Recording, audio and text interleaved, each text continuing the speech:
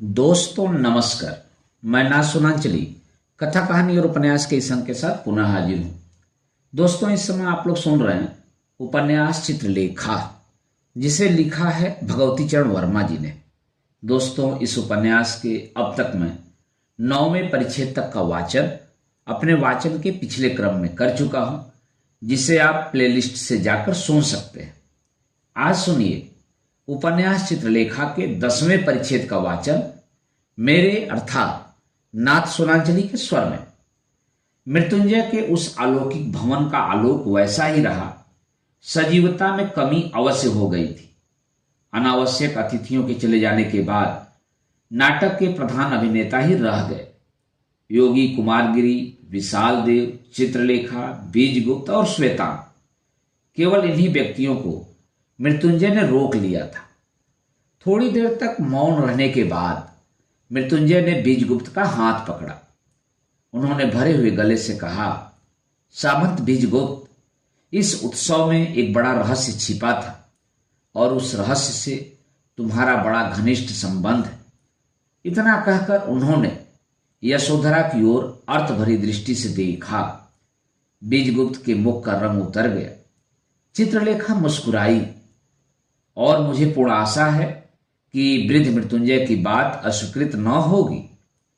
मृत्युंजय के भावों की था प्राय सब व्यक्तियों ने पा ली थी। फिर भी बीजगुप्त ने कहा, देव, स्वीकार करना अथवा न करना प्रस्ताव की उपयुक्तता और परिस्थिति के अनुकूलता पर निर्भर होता है। आपका प्रस्ताव जैसा होगा उसके अनुसार मेरा उत्तर भी होगा। मृत्युंजय ने कुछ देर तक सोचा। बीजगुप्त, तुम्हारा विवाह अभी तक नहीं हुआ है। बीजगुप्त ने सुना और चित्रलेखा की ओर देखा। क्या उत्तर दे, वह निर्णय न कर सका। बात ठीक थी, पर साथ ही साथ बीजगुप्त के मतानुसार गलत भी थी, शास्त्रानुसार नहीं। इस बार कुमारगिरी ने गंभीर स्वर में कहा, युवा, क्या शास्त्र अविहित भी विवाह हो सकते हैं? बीजगुप्त ने कहा, स्त्री और पुरुष के चिरस्थायी संबंध को ही विवाह कहते हैं। कुमारगिरी हंस पड़े, पर विवाह शब्द समाज द्वारा निर्मित है। शास्त्र स्त्री और पुरुष के संबंध को पवित्र बनाकर समाज में मान्य करा देता है। बीजगुप्त, तुम अर्ध सत्य की शरण ले रहे हो। बीजगुप्त ने उसी गंभीरता से कहा, योगीराज, सत्य आधा नहीं होता, वह पूर्ण होता है, पर यह तर्क वितर्क का समय नहीं है, इसलिए इस समय उत्तर देना अनुचित होगा। इतना कहकर बीजगुप्त ने मृत्युंजय से कहा, आर्य, मैंने कहा था कि मेरा विवाह शास्त्रानुसार नहीं हुआ है। इसको स्पष्ट कर देना आवश्यक होगा। लोक की दृष्टि में मैं अविवाहित हूं, पर मैं वास्तव में विवाहित हूं। चित्रलेखा मेरी पत्नी है। यद्यपि चित्रलेखा का पाणी ग्रहण मैंने शास्त्रानुसार नहीं किया है और समाज के नियमों के अनुसार कर भी नहीं सकता हूं, फिर भी मेरा और चित्रलेखा का संबंध पति और पत्नी का सा है। मैं प्रेम में विश्वास करता हूं और ऐसी स्थिति में मेरा विवाह करना असंभव है, क्योंकि मेरे प्रेम की अधिकारिणी कोई दूसरी स्त्री नहीं हो सकती। जिस समय बीजगुप्त यह कह रहा था उसकी दृष्टि नीचे थी। मृत्युंजय ने कहा, बीजगुप्त, तुम्हारा कहना संभव है उचित हो, पर जिस समय लोग तुमको अविवाहित कहता है उस समय तुम अविवाहित हो। रही विवाह करने की बात, वहां तुमसे मैं तुम्हारा ध्यान इस ओर आकर्षित करा सकता हूं कि विवाह पुत्रोत्पत्ति के लिए होता है और इसलिए आवश्यक है। चित्रलेखा की संतान बीजगुप्त की संतान न होगी और न वह संतान बीजगुप्त की उत्तराधिकारी ही हो सकती है। कभी इस पर भी विचार किया है? वास्तव में बीजगुप्त ने इस पर विचार न किया था। बीजगुप्त ने इसका कोई उत्तर न दिया। यह उसके लिए बिल्कुल नई समस्या थी। मृत्युंजय इस बार चित्रलेखा की ओर मुड़े। देवी चित्रलेखा, तुम विदुषी हो, तुमसे अधिक कहना व्यर्थ है। तुम बीजगुप्त की परिस्थिति को अच्छी तरह समझती हो। चित्रलेखा अभी तक मौन थी। इस बार उसने उत्तर दिया, आर्य श्रेष्ठ, तुम्हारा कथन सर्वथा उचित है। मैं समाजच्युत नर्तकी ही हूं। बीजगुप्त की पत्नी होना मेरे लिए असंभव है। ऐसी स्थिति में मैं वह करने को प्रस्तुत हूं जिससे बीजगुप्त का भला हो, पर आप इतना जानते हैं कि ऐसा करने में मुझे बड़ा त्याग करना पड़ेगा। त्याग करना पड़ेगा नर्तकी? कुमारगिरी मुस्कुराए। बड़ी विचित्र बात कह रही हो। तुम संभवतः अपनी मनोप्रवृत्ति को भूल रही हो।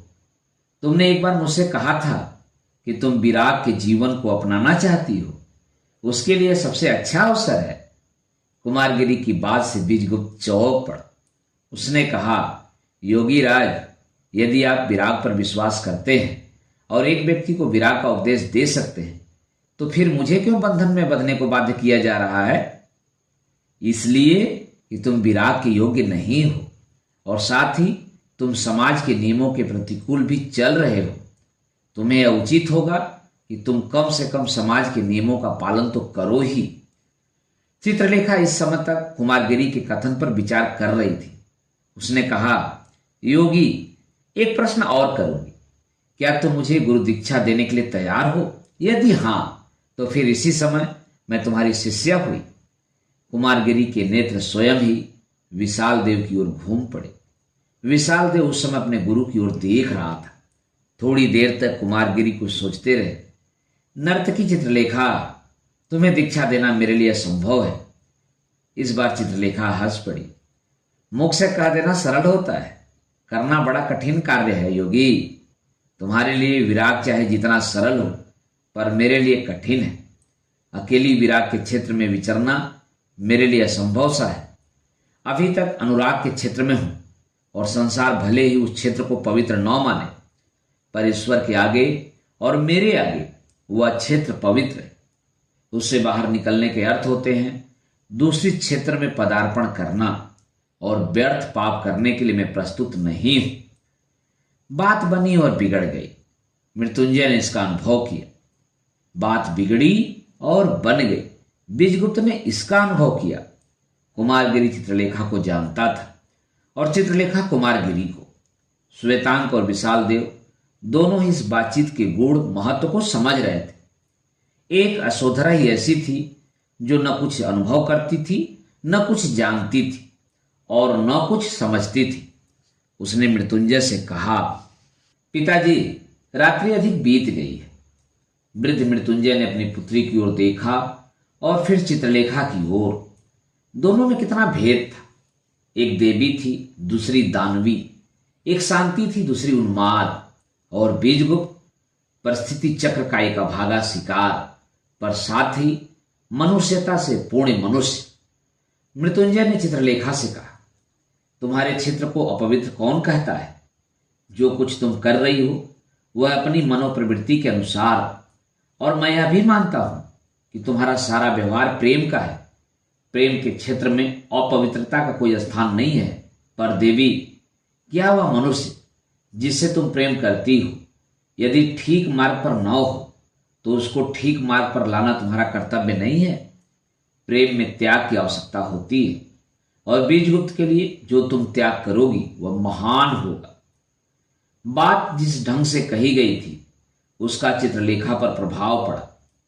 बीजगुप्त बीच में बोल उठा, आर्य श्रेष्ठ, चित्रलेखा से यह कहना व्यर्थ है। बनना और बिगड़ना, इसका उत्तरदायित्व तो मुझ पर है। चित्रलेखा न मुझे बना सकती है और न बिगाड़ सकती है, और मैं अपने लिए यह कह सकता हूं कि मेरा और चित्रलेखा का संबंध अमर है। बीजगुप्त उठ खड़ा हुआ, पर चित्रलेखा बैठी ही रही। उसने कहा, आर्य श्रेष्ठ, तुम जो बात कह रहे हो वह ठीक हो या न हो, पर मुझे यह करना होगा, और यह करना होगा अपने लिए नहीं वरन बीजगुप्त के लिए। इतना विश्वास रखो। चित्रलेखा ने यशोधरा की ओर देखा, और आर्य श्रेष्ठ, तुम्हारी कन्या के लिए बीजगुप्त अच्छा हुआ है। यह विवाह सबसे सुंदर हो। इतना कहकर चित्रलेखा ने बीजगुप्त से कहा, बीजगुप्त, तुम्हें यशोधरा सी पत्नी मिलना असंभव है। आज से तुम्हारा और यशोधरा का संबंध पक्का हो गया।